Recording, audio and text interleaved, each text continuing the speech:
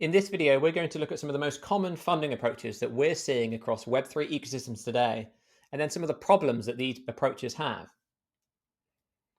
Let's start by talking about what is happening more broadly across the industry.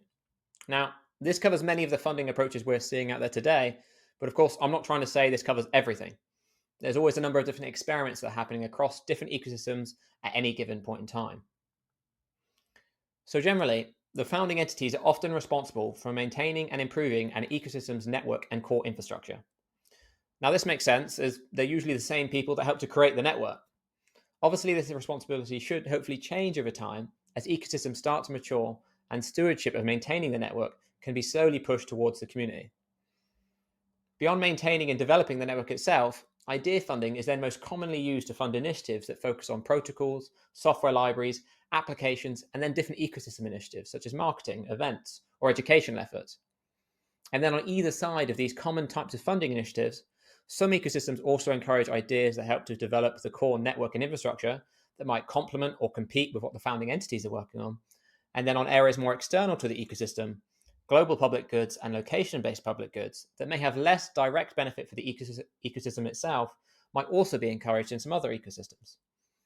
That helps to cover a broad overview of the funding responsibilities and the idea funding approach that you'll generally see across most ecosystems today in the industry.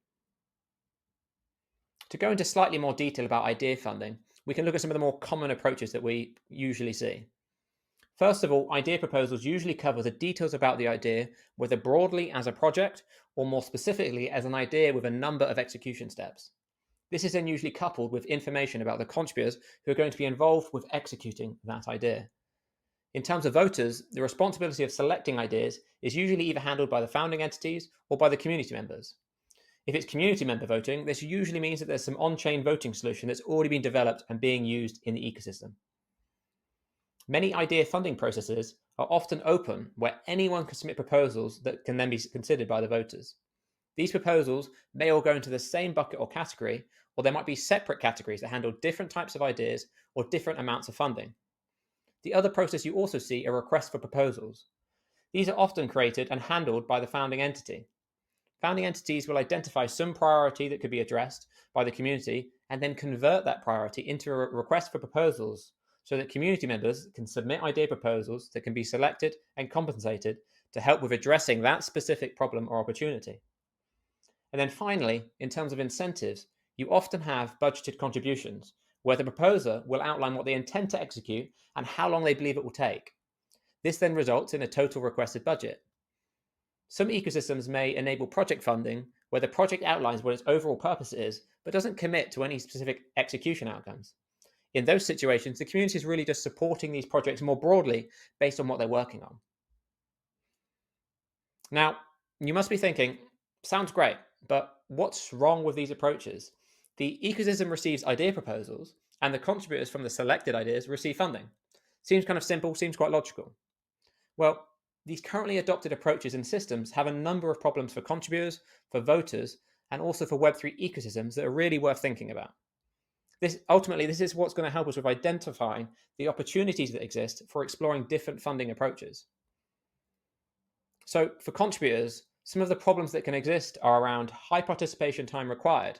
Now, this is due to contributors needing to create ideas to be considered for funding, which means a certain amount of upfront work is needed every time a contributor is looking to receive funding for a different idea. Contributors often need to handle a continuous burden of proposal writing and promotion of these ideas if they're hoping to receive ongoing amounts of funding. The next problem is around proposal submission complexity, and this exists due to ideas need to be sufficiently planned ahead of time, often with budgets, an execution step, and justifications about the problems and opportunities that they're trying to address, and also even why those priorities are important in the first place. This complexity needs to be handled before a contributor can even be considered to receive funding. They also need to handle this complexity each and every time they want to be funded for a different idea. The complexity is only further increased by the fact that these ecosystems can change really quickly, meaning it can be really difficult to actually budget how long a given idea is going to take to execute due to the community, tools, and infrastructure that is constantly changing around them. There's also problems around low contribution flexibility, as contributors are responsible for the ideas they receive funding for. Now, this can be an issue due to the fact that the more impactful ideas could emerge as time goes on, and intersecting ideas that benefit multiple teams could also emerge. In these situations, these ideas would need to receive funding separately first, or an arrangement needs to be made to agree on where the funding is coming from to pay for the contribution efforts needed to execute those new ideas. These efforts to resolve compensation could occur each and every time that a new idea is executed, or contributors could alternatively completely ignore this issue and just accept that they just won't get paid for these efforts, which is a terrible outcome for the contributors. Upfront commitment to one funded idea could result in limiting how fast a contributor is able to respond to a fast changing environment and new information. This could potentially prevent these contributors from directing their efforts to the most impactful initiatives that emerge at different points in time. Contributors ultimately just become less flexible in how they can work in the ecosystem due to this ongoing burden of working out how they're going to get paid for all the different things that they could help with when they are just trying to generate impact for the ecosystem. Income stability is another really important area of concern. Contributors that want to have a more reliable income stream would need to repeatedly create ideas that then get selected by voters. Having one idea funded does not mean the next idea will receive funding. It will often be difficult to predict which ideas a community of voters is going to select with any high degree of accuracy. Another factor that impacts income stability is the variance in the time it takes to actually complete an idea against the initial budgeted plan. Most ideas change and evolve over time as the environment changes or as new information emerges. This makes it much more likely that individuals become under or overpaid for their contribution efforts due to this unpredictability. Budgets can also greatly increase the complexity of idea planning. Idea planning is an important task in any scenario, as it's going to help with better understanding how to execute an idea by breaking it down into different steps and tasks that are involved. Adding a budget commitment to this is where the complexity and the risks are introduced. Accurately estimating how long an idea will take to execute can be extremely difficult at the best of times, and even more so with fast-changing Web3 ecosystems. Ideas that are novel and that have not been executed before add even further complexity when predicting exactly how long it's going to take to execute that idea. This requirement for budgeting can be a deterrent for contributors to participate due to this upfront amount of work that's needed to try and estimate and then commit to these costs. And then they've also got this ongoing risk around the likelihood that they are going to be underpaid due to the idea taking far longer to execute than expected. And this can be due to changing variables and factors, many of which they have no control over. Another potential problem with idea funding is around governance risks. There are risks around how incentives are distributed when some stakeholders involved in that project temporarily have custody over these assets for a funded idea. If there is a dispute between the management and the contributors involved in the execution of the idea, there's a risk that some of the contributors do not get paid correctly for their efforts. Even when a distributed multi-signature approach is used, this dispute could still happen, and then you might have to add in mediation in a completely separate process that adds an extra cost and burden. Another risk is the potential misuse or theft of funds due to the certain stakeholders becoming malicious whilst having control over the assets for a funded idea. The larger the amount of funding an idea receives, the more incentive there is for an individual or small group of individuals to abuse their position of control. And then finally, there's also some proposal game theory risks to consider. Proposers could try to increase their chances of receiving compensation by increasing the number of ideas they submit. Sybil resistance systems can help with preventing spam. However, it's still going to be difficult to restrict users to only submit a few ideas, as this could reduce the idea flow and the potential collaboration over these different impactful ideas. Another game theory risk around proposers is that they could exaggerate the costs that are involved to execute an idea. Now, this could be extremely time-consuming and complex to disprove, as each idea is different in what they are working on, meaning each one would need to be separately moderated and verified on whether their budget is actually fair and reasonable. Now, this doesn't seem like a very scalable process to me. Now, let's move on to the voters. If an ecosystem wants to decentralize its governance processes and push this responsibility to the community over time, it's really going to need to think about how easy and scalable those adopted approaches are going to be for the voters. Community voting for ideas has a number of problems that we really need to think about. First of all, there is high voter participation time required. Voters need to review and understand many ideas to make an informed decision when selecting the ideas they believe are going to be the most promising and potentially impactful for the ecosystem. Each idea can have a large amount of information that needs to be considered, such as the skills involved, the outcomes, the impact it could generate, and the budget and feasibility of that idea.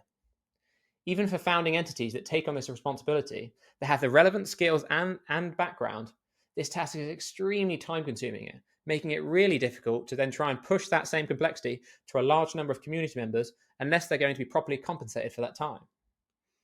The next thing is around the massive complexity involved in trying to compare and select ideas. This requires a lot of context about what is happening inside and outside the ecosystem and the trade-offs between the different suggested ideas and how they could potentially generate impact for the ecosystem. It will often be difficult to predict whether an idea is actually going to generate any impact or not ahead of time. Pushing this complexity towards the community makes it quite difficult for them to feasibly participate if they don't have the right skills, experience, or understanding of the ecosystem. Beyond just comparing the quality of the ideas overall, the voter also needs to understand whether an idea has been fairly budgeted or not, or whether the contributors are even suitable for executing that idea. Only a handful of voters may have the relevant skills and experience to fully assess whether an idea is fair and reasonable in terms of the budget and its feasibility based on the scope of the idea and the contributors who are involved. Voter expressiveness is another thing that is also often problematic with existing idea funding systems. If a voter agrees with an idea but believes the contributors are not suitable for the execution of that idea, they might not be able to easily express that opinion with any of their voting decisions. And vice versa, a voter might disagree with an idea, but would really like to see those contributors working in the ecosystem due to their experience or skill sets. This issue exists when ideas and contributors are attached in the same proposal within a single funding decision. If these parts were separated, the voter could more easily give their feedback and preferences about an idea without the commitment of selecting who is going to execute that idea in the same decision. And finally, voters are either not paid or at least not paid large amounts for their participation in these funding decisions. They're usually free to move to other ecosystems and can sell their existing assets within a relatively small time frame. This means voters have low levels of responsibility and accountability to ensure the ecosystem makes good funding decisions. This makes it far more difficult to push large complexity and responsibilities towards these community members who likely don't have the capacity or willingness to tackle highly complex governance decisions when there is not sufficient compensation for their time. Idea selection often means pushing far too much complexity onto the voters who are not sufficiently informed, incentivized, or accountable for handling such complexity. It is of vital importance that community governance is simple, so these systems are going to be actually scalable over the long term. An ecosystem really needs to understand the implications and complexity of the governance decisions that they are pushing towards community members, and then needs to really be able to justify that complexity over the other approaches that they could have used. An ecosystem will want to be really specific about what governance decisions it expects the wider community to handle, and then which areas can and should be delegated. Okay, and now we'll go through a final set of problems for Web3 ecosystems. So to start off, ideas are often treated as ephemeral yes or no funding decisions. Now, this can be problematic for encouraging collaborative efforts and suggesting improvements to these ideas over time. Ecosystems could alternatively have a persistent way to suggest and share ideas that increases the exposure of these ideas to the community.